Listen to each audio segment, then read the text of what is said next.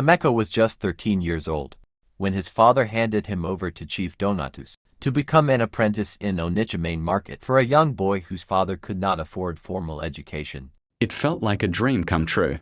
Since the apprenticeship required no fees, all Emeka had to do was remain obedient and loyal. After 5 years, he would be settled with enough money to start his own business.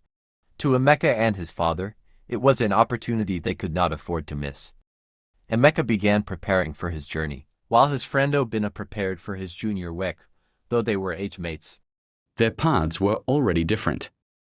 The day before Emeka's departure, Obinna came to visit him. Obinna excitedly shared his plans to attend Krakrow Grammar School and hopefully proceed to the university if he performed well in JAM. Emeka listened quietly with a mix of sadness and forced excitement. He explained he would however be learning a trade under Chief Donatus.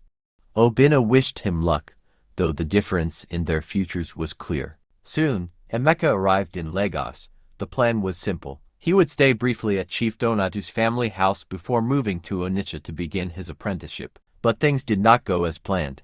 7 months passed, and Emeka was still in Lagos hawking gala and carbonated drinks on the streets. Chief Donatus and his wife made it clear, if he didn't sell all his goods, he should not return home. On many days, Emeka hawked from morning till night. When he failed to sell everything, he slept under the bridge. Even on days he finished early, he was denied food until he completed exhausting house chores. At night, he slept on the hard floor of an empty store. This was not the agreement his father had made. Chief Donatus had promised to train him as a trader in Onitsha. Neither Emeka nor his father knew he would be neglected, starved, and constantly maltreated. Under the bridge, Emeka met other boys like himself, children forced out of school, abandoned, or struggling to survive. His closest friend, Balogun, asked a simple question. If you were in school, what would you want to become? He said he wanted to become a politician, someone who could create laws to protect children like them. Balogun responded thoughtfully, suggesting such laws might already exist. That question stirred something deep in Emeka. He began to question everything, and why the society seemed blind to children abandoned and struggling to survive. Before their conversation could continue, the sound of a siren grew louder. A van stopped near the bridge. A young woman, Sarah, stepped out and watched them sadly.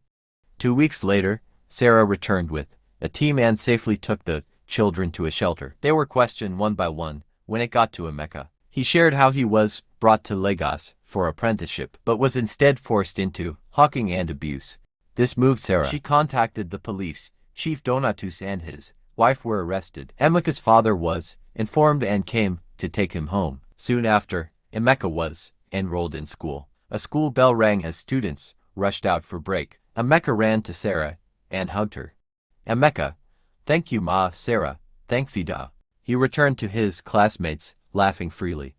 Section 20 of the Child's Rights Act 2003 emphasizes that parents, guardians, and authorities are responsible for the care, guidance, and education of children. It also ensures that children are protected from abuse, neglect, and exploitation. Through timely intervention, Emeka's life was redirected, reminding society that every child deserves protection, education, and a chance to thrive. Ooh, na, na, na, na, na. Eh, brighter day is coming, no.